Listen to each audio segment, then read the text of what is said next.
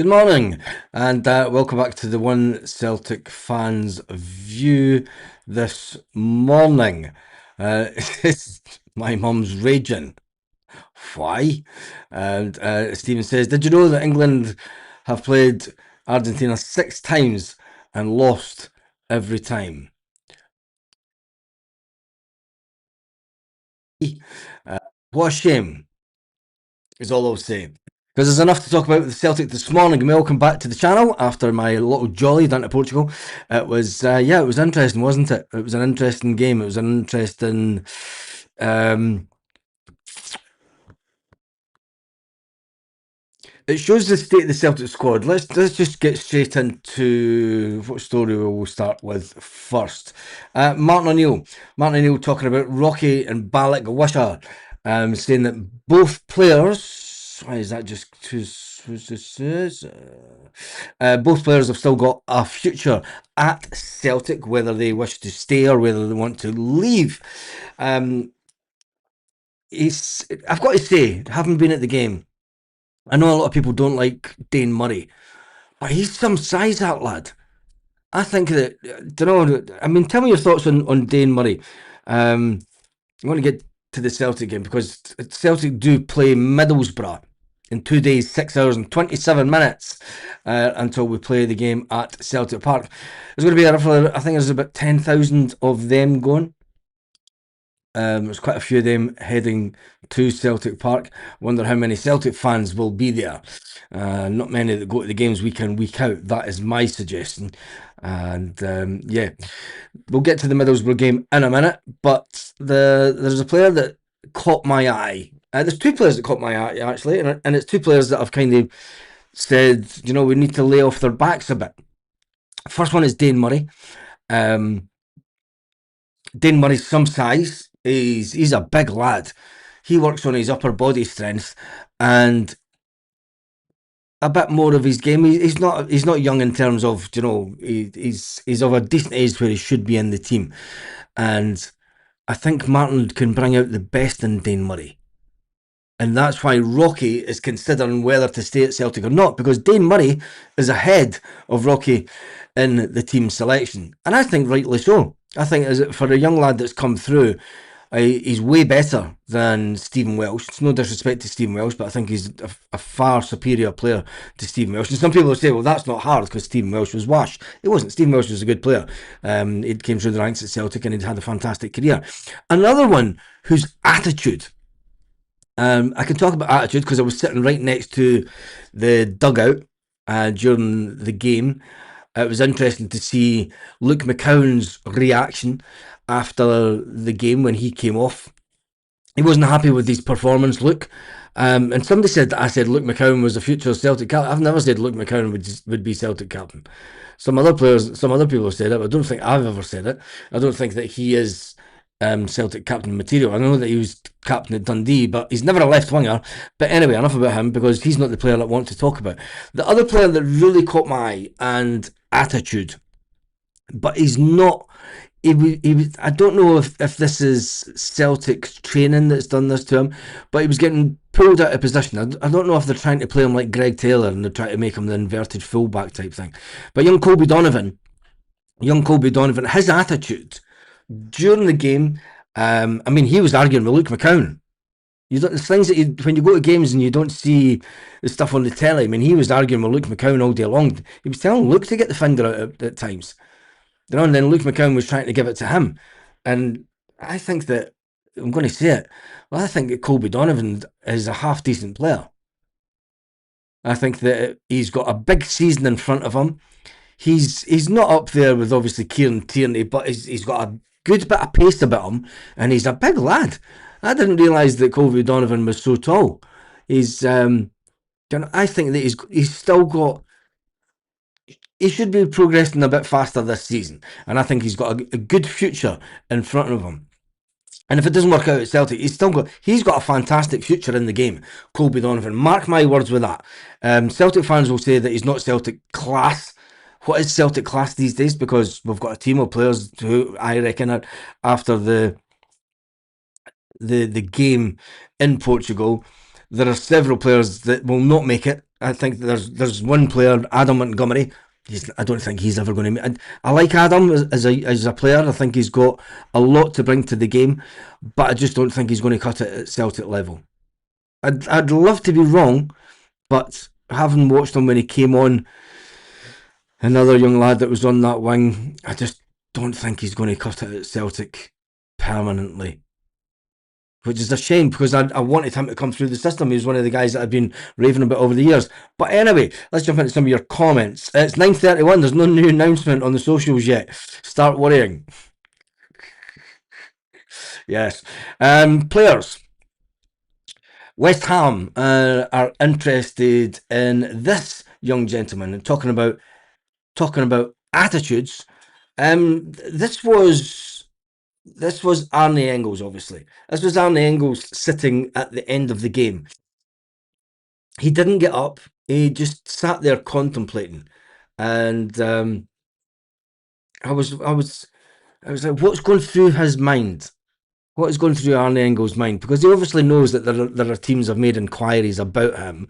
He is unsure where his future lies.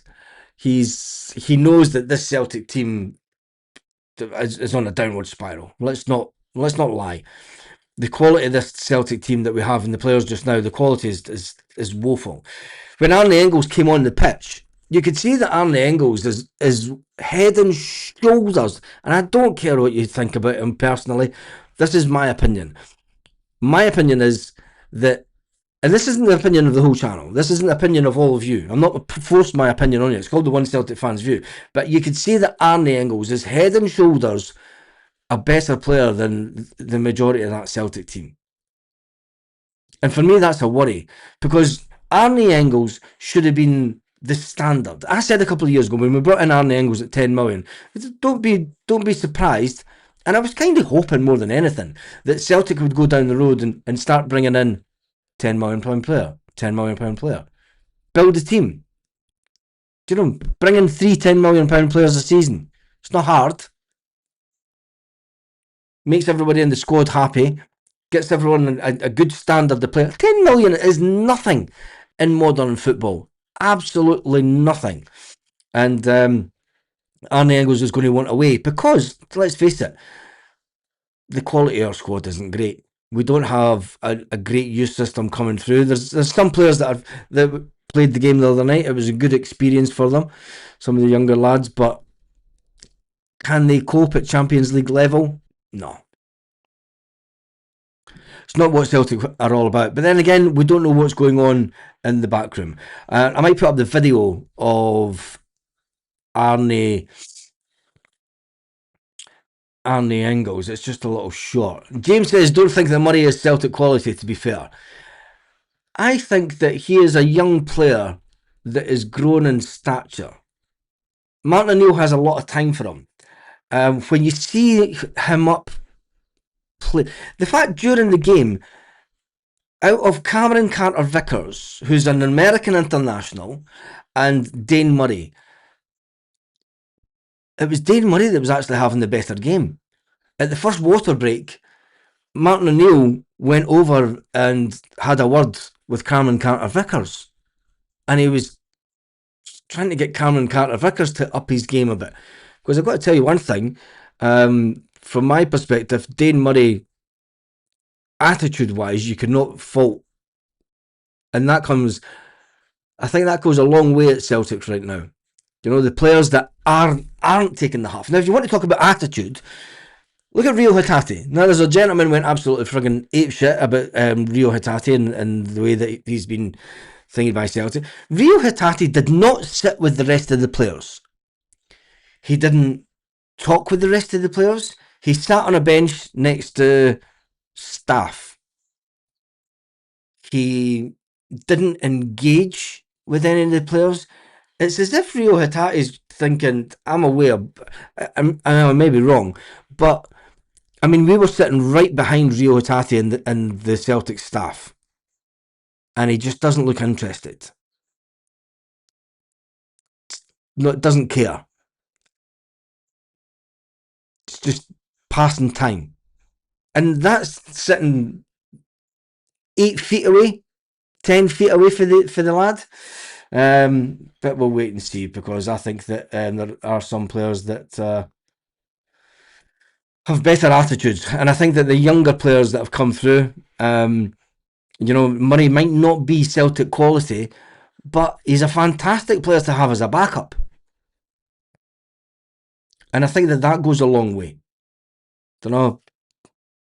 You can't have £4 million players sitting on the bench knowing that they're not going to get a game. A £4 million player will want away. The attitude of young Colby Donovan and Dane Murray, having watched them close up in Portugal, there was a lot of people going through the motions and pre-season friendly, but when you see their attitude off the ball, when you see conversations between players off the ball that doesn't get picked up on the TV camera, I missed that because that's what I loved about when I went to games week in, week out, because you get to see that, and you get to you have a better understanding on, does this player have the potential to get there? Balagwisha is definitely not as bad as we've all been told. It's an interesting one, because Martin O'Neill says that Balagwisha, he's in no rush to get rid of Balagwisha. Playing Balagwisha in the midfield, he played him in the position that Arnie Engels kind of plays in. He was all over the pitch. He's not as bad as what we're told, but he's definitely not as he's not hitting the heights that he hit at his last team, where he was pretty much a goal scoring sensation. And that's another player that Martin O'Neill says, since I came back in January, he knew that he wasn't going to get in the team, but his attitude has been brilliant. You're starting to hear a lot of things from Martin O'Neill about attitude, and when he's talking about players that they're on the periphery of the team. We are trying to get in better players, but he's not going to chase these players out the door because of their attitude and the fact that they want to train hard, they come in every day, they never complain.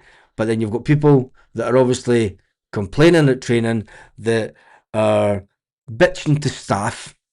Rio Hatate, because he was. You could sit and see him, and he was having wee words with one of the staff, and it's who obviously speaks English, and I think Rio Hatate does most of his interviews in Japanese, doesn't he? But anyway, it's going to be an interesting few weeks, because that man there, Arnie Engels, is also wanted by West Ham, and West Ham look to enter the race for Arnie Engels. It's not much of a race at the moment, because we don't know. There are players that have had offers in for them. Martin O'Neill said that Big Rocky has had offers in for him, teams that want to take him on loan. There is also a team that wants to buy Rocky on a permanent basis. He's going to leave it up to Rocky. He's going to have a word with Rocky, and Martin O'Neill will say that if Rocky wants to go, we won't stand in his way, we won't hold him back.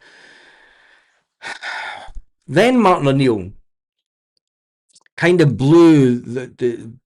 took the wind at the sails of everyone with this. The next comment. The 74-year-old Celtic manager at the end of the pre-season said he's no concerns over the signing of new players, because Celtic, now remember, the head of recruitment left in January.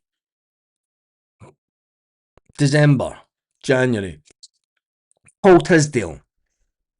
We still do not have a head of recruitment. Martin O'Neill said that the focus at this minute, and there's a process that the hierarchy are going through. Why on earth has it taken them so long to get in ahead of recruitment? Surely you get in ahead of recruitment. Right, I understand that, some top managers in the game will want to bring in their own head of recruitment. They want to bring in their own staff. Martin O'Neill's came into Celtic and he's only staying here a year. A head of recruitment, should a head of recruitment follow the manager? Should a head of recruitment be someone that's at the club for a prolonged period of time, so that we can have a flow of players into the team, no matter who the manager is? Seems to be the modern way. The fact that we still haven't replaced Tisdale 7 months later, we all know it's a concern. We all know it's a bit of a worry. But Martin O'Neill says that he's not worried about the speed of the signing of new players. Martin O'Neill also went on to say, I think that they want to get players in and they want to get ahead of recruitment in, but at this minute, I'm in consistent talks every single day behind the scenes. And I'm generally pleased what they're doing. Genuinely pleased in what they're doing. He expressed satisfaction with the efforts of the existing backroom staff. Of course he's going to say that. He says, well, I've got a couple of boys in here who are very good working away in the background. And he went on about the contribution of Mark Cooper, who's identified players for the club over the last 10-12 years. He also confirmed that Sean Maloney has stepped back from recruitment duties after his prominent role earlier this year in recruitment duties.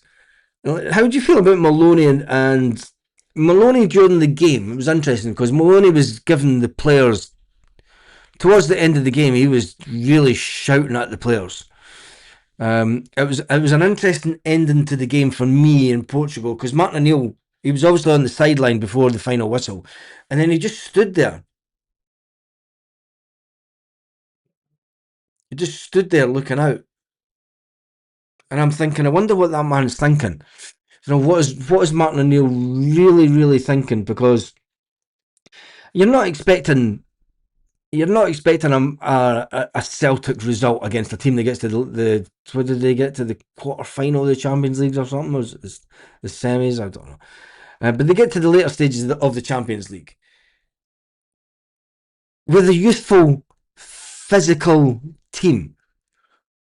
Some of the touches from the Portuguese team were phenomenal. Some of the touches were the exact same kind of touches that we'd do last season. Rather than pass a ball to feet, we've learned nothing. Absolutely nothing. And I think that for Martin O'Neill and Sean Maloney and Fozzie and all the other backroom staff, and they wanted to get to this pre-season. Martin O'Neill said last year, I would love to have had a pre-season. Martin, you've got a pre-season. We're not improving. The players aren't improving. We're still passing the ball and it's either going behind the player or way too in front.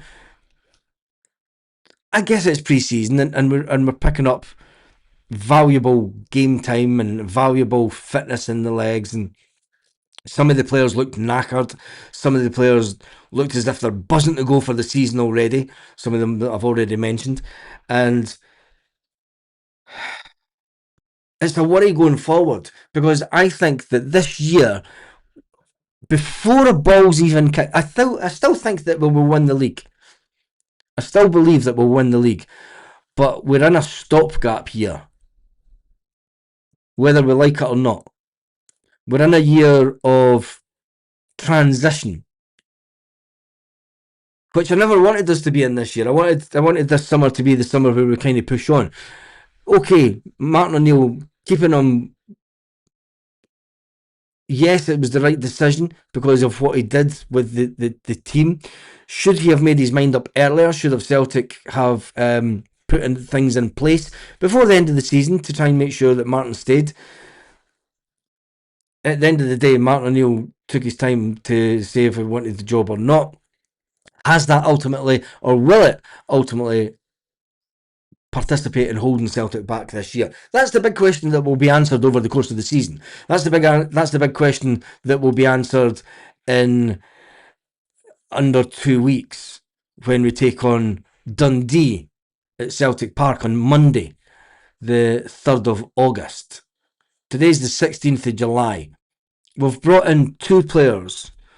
We've brought in a striker who gets his first goal. Can you take a lot from that first goal? I don't think so. He's got the height that you're wanting for a Celtic striker. He's got the pace that you're kind of looking at for a Celtic striker. Other than that, we didn't learn an awful lot about Camilo Duran. We did try to get a word with Camilo Duran after the game. There was a Colombian that actually had his phone number and he was trying to get him to sign his top.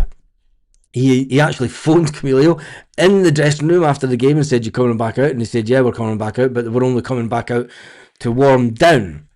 So that guy was devastated because there was a lot of people staying back to try and speak to the management, some of the players.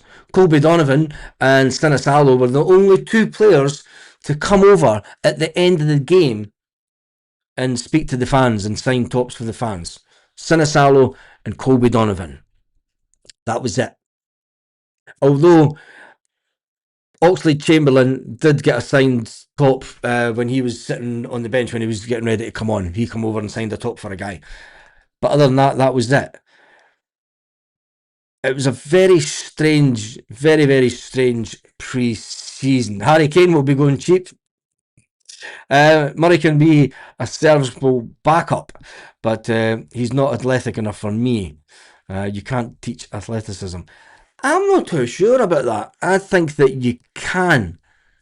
And I think that he was actually pushing quite far forward at points during the game. And he does have a bit of pace. He's a big tall lad. I mean, he's way bigger than Cameron Carter Vickers. Just had an email remind me for tickets are on sale for Saturday. Ay ay ay. I'm going to the AC Milan game. Good luck with that one. Dave Murray isn't the answer. He's 23. He's not broken. He's not broken through. We need better. Glaswegian he has broken through. He's broken through from the B team. He's a consistent member of the squad in the first team. I take it you mean that he's not a first team player. I think that by the time that you hit 22, 23, you should be in the squad and pushing for first team. Ultimately, we should have better players that are keeping them out. The fact that Dane Murray is being considered as our number three and four placed defenders. We've got four defenders at the moment, and Rocky's the one that's really very lacks pace and is prone to a mistake. That comes down to training, then, doesn't it? Dermot, how are you this morning? McCown, his attitude is awful. No wonder Martin doesn't play him. Yes, McCown's not a winger. He was out of position. He tried to take up some good forward positions when we got forward sometimes, and then there was other times you're just like, mate, what are you doing? You're running around like a fucking headless chicken. And he was very aggressive to the dugout after the game. That's all that we'll say. He was very aggressive to the dugout. Was he? And I didn't want to film him, but anyway. Alistair Johnson will be captain shortly when McGregor leaves. Or he will score some goals, Durant. Yes, I think he will. I think that he's got the potential. I mean, I haven't seen him. Martin O'Neill will have seen him in training. But just what we've seen from him on the pitch, he didn't get enough time on the pitch for it really. It's a pre-season as well. Scoring the goal, I think that the keeper had a bit of a howler for it, but we'll wait and see. McCowher, no chance. Young Donovan is a cracking talent, yes, and his attitude is brilliant. His attitude is first class, and very humble, very, very humble young man, and knows that he's doing the hard work, and hopefully he'll get the rewards. It's just my opinion. I mean, I sat and listened to him speaking to people after the game. You can gauge a lot for the way that a player engages with the fans and takes a little bit of advice, takes the plaudits and takes a little bit of advice and ultimately thanks people for their kind words. Don't know, that went down. He definitely is a young man that went right up in my estimations. And I always thought he was a young good player, and I thought if he gets his chance, hopefully he'll make it. The conversation is us settling for superglue. Yes. The amount of quality players, athletes, sporting hard was eye-opening. Team with a small budget. I mean, the majority of those boys were back up. Yeah. They're players. Why? I mean, I can see Martin O'Neill is trying to bring in some players of a similar quality, but when you see the physicality of those players. And it's not just the physicality. You can have the physicality. There's one or two in our team that do have the physicality, but it's the ball control. It's the passing. It comes down to, again, and I'm going to say it, the training. Getting a ball and passing it directly to the player's feet, not behind them, so the player's got to then double back and then, don't know, passing the ball, every single ball, straight to a player's feet. Don't know, and then the one touch pass stuff, you're just like, it's just they're a different level, aren't they? Anyway, moving on from that, Celtic have also been linked with numerous goalkeepers. Martin O'Neill believes that Dermot Desmond will play his part in transfer business. What does that mean, Martin? That Dermot Desmond will play his part in transfer business? Because he can't pump his own money into the club to buy players. But what he can do is he could send his private jet to pick up the players and bring them to Celtic Park, make them feel that they're at a big club. And then they arrive at Celtic Park and they go to Lennox Town and they still think they're at a big club, and then they start training with the players and they go, fucking Jesus Christ, man. What's happening? What's happening? But anyway, goalkeepers. Celtic have been linked with another goalkeeper. This time he is down at Manchester United. Where his picture? There it's there. Radek Vitek at Manchester United. He was thinking about leaving Manchester United. He was out on loan last season. Michael Carrick continues to reshape the Manchester United squad, and it doesn't look like that this young goalkeeper thinks he's going to have much of a chance. The 22-year-old wants to leave Manchester United this summer, and he's been linked with Celtic as a leading contender for his signature, as Celtic see him as the long-term replacement for Kasper Schmeichel. What does that say about the other goalkeepers at Celtic? Well, Sinisalo is a good keeper. I think that he needs a really good keeper pushing him. Ross Dohan.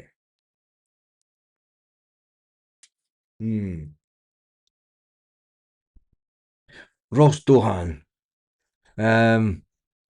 Hmm.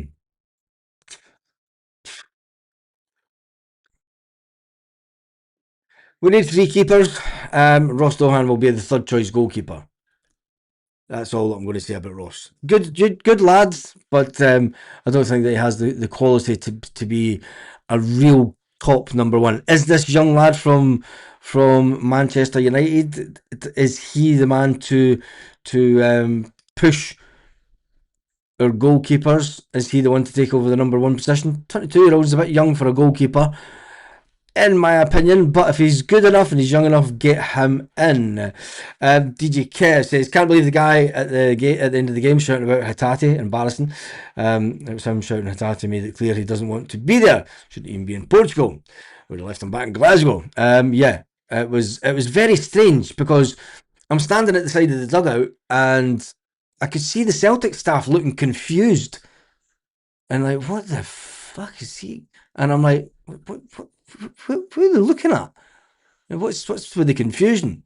By this time, this guy had been ranting for a good couple of minutes, and it was the shock on the women's faces, because there was loads of kids. There was kids with Scotland tops on, there was kids with Spain tops on, Portugal tops on, and everything. It was all kids that were there to see Celtic, that were wanting to try and speak to the players and stuff. And then, I mean, it was the women that they walked past. It was all Irish women that were standing there, and they were completely shocked. I mean, one of the women actually said to him, said, "Calm down. It's only a friendly, just a friendly." Arnie's better than Callum. Keep saying it. I can see talent like other. I can see talent unlike other. Yeah, Arnie Engels. Excuse me, way better than Callum McGregor. He stood out when he came on the pitch in Portugal. You could tell that he's he's going to go on to play at a decent level at a good club. People saying that he's not English Premiership material. I think that he stands out in this Celtic squad, and that's why Celtic are going to demand the best part of 25 million for him. Engels will be a star within a couple of years. He has been class. We've wasted it. Yeah. And it happens so much it's happened so many times with Celtic players. And then we end up, you look back and you say, well, we sold him too cheap. You can only get so much. Martin Neal telling us that Michael Nicholson is working hard behind the scenes with a straight face. Cameron Carter-Vickers is overrated because he looks nice on the ball. CCV not long back for injury, so I don't think he's back up to full fitness. Of course he's back up to full fitness, James. He was back at the end of last season. He'll surely be at the same fitness levels that everybody else, or he wouldn't be training with the first team. Or I don't buy that. Don't buy it. One bright spot, the form this morning. Football isn't going home. I went on my Facebook last night and I put late night going home. Anyway, right. CCV is coming back from injury, though, says Dermot as well. Yeah, but he's been out for a while, but he's also been back for a while. And I wonder if Cameron Carter-Vickers was one of the players that took some extra training, along with Balikwisha, along with Paolo Bernardo, and along with Sebastian Tenecti. 3 players who were fully fit last season, but they took extra training throughout. And maybe that's the kind of attitude that the manager's talking about. I apologise that I'm not going through the comments. I am jumping through to the end of them. VTEC is a Honda engine. Yes, it is. I didn't want to say that, Hoopsaholic.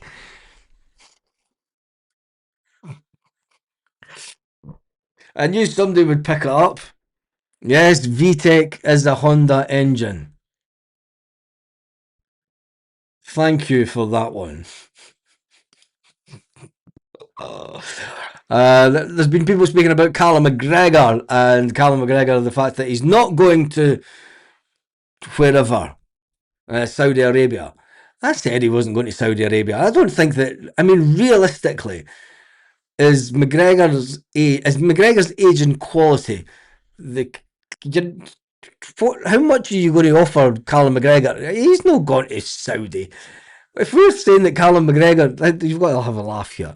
If we think, Celtic fans, I'm not saying me, but if Celtic fans think that Callum McGregor is not good enough quality for Celtic, how on earth can you say with a straight face, Callum's off to Saudi? He's away for the big bucks. You cannot say with a straight face in one sentence, Callum McGregor's not good enough for Celtic, and then in the same sentence say that Callum McGregor's away to Saudi because he's away for the big bucks. Anyway, that is enough of that this morning. Where's the Middlesbrough? I had a Middlesbrough story and I've lost it.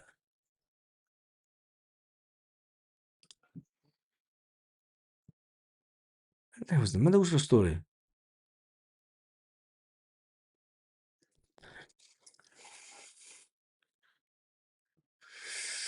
There's more headlines about Daizen Maeda and Rio Hatate wanted by West Ham. When I was away, Shin Yamada left the club again. And Iniecho's still pondering a deal from Celtic. There we go. I don't know. Anyway, Celtic do play Middlesbrough this weekend. Are you going to the game? Are you looking forward to it? There's going to be hundreds of that lot across the other side of the city and aside the Middlesbrough fans, just as though they can get into Celtic Park and trash it. And it's going to be a fantastic game. And then we go on to the last pre-season of the summer. We play AC Milan at Celtic Park. Pre-season's come and gone pretty quick. Martin O'Neill said that he wanted to have all the players in for pre-season. He said that he wanted to have a good pre-season. Going to come back on tonight, Thursday night, and we're going to do a live this evening, and we're going to talk about the fact that has pre-season went to plan for Celtic, and are you happy with the fact that Celtic's transfer policy hasn't moved as much or as fast as we wanted. Join me this evening. If not, have an absolutely fantastic evening, day, morning, wherever you are, Celtic fans all around the world.